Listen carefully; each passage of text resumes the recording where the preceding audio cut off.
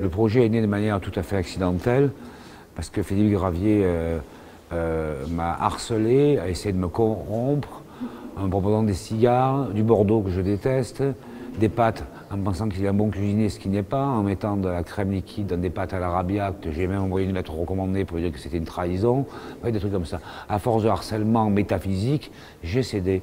Et donc j'ai dessiné au prorata du manque d'estime que j'ai pour mon ami Philippe, en gros 30 secondes. J'ai fait 30 secondes, et puis il me dit qu'est-ce que j'en fais? Je dis, ben, je sais pas, tu m'as demandé une table, voilà, donc je dessine en étant main levée. Sauf que le vrai développement, c'est un développement de type schizophrène, c'est-à-dire on prend le dessin et on l'agrandit par homotétie à l'échelle 1. C'est-à-dire que ce qui est micro devient dans le macro une autre réalité. Et quelque part, il y a un transfert aussi dans la réalité de ce travail qui peut paraître très charnel, très onirique, etc. En réalité, il y a une dictature du raisonnement. Il y a une intuition mathématique, une intuition structurelle. Donc c'est du déplacement de l'intuition primitive pour en faire, pour lui donner une ambition maximale. Mais en même temps quelque chose d'irréversible, quelque chose de définitif, coulé en œuvre, totale. Et c'est ça. Et chacune des 5 pièces que j'ai dessinées pour Philippe parle de cette déclinaison homothétique, mais sans aucune réparation. Il n'y a jamais, le dessin n'est fait qu'une seule fois. C'est juste ou faux, parfait ou imparfait. Ça parle de ça, ça parle de l'irréversible. C'est instinctif, c'est une mémoire jetée, sans aucune possibilité de revenir en arrière. Et en plus fait avec une marge d'erreur amplifiée, puisque c'est dessiné à très petite échelle.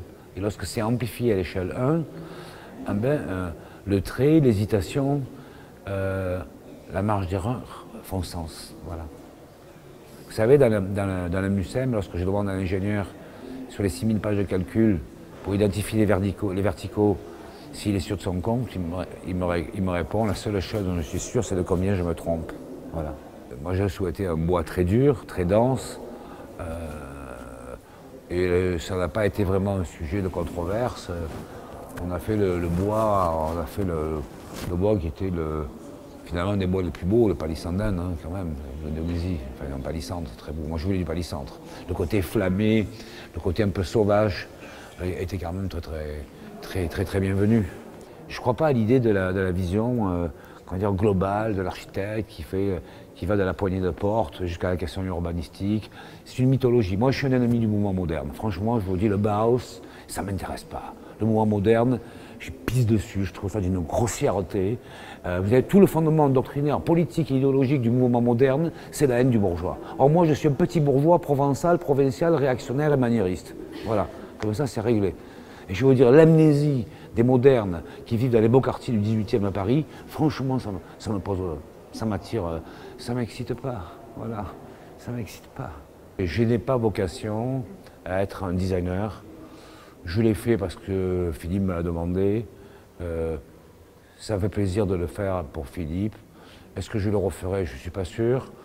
Peut-être que je le referai pour Philippe s'il me demande autre chose, mais je ne me sens pas de vocation à faire de l'international design, tiré à 10 000 exemplaires sur la planète. Je veux dire, on est déjà tellement submergé par la pornographie du design global.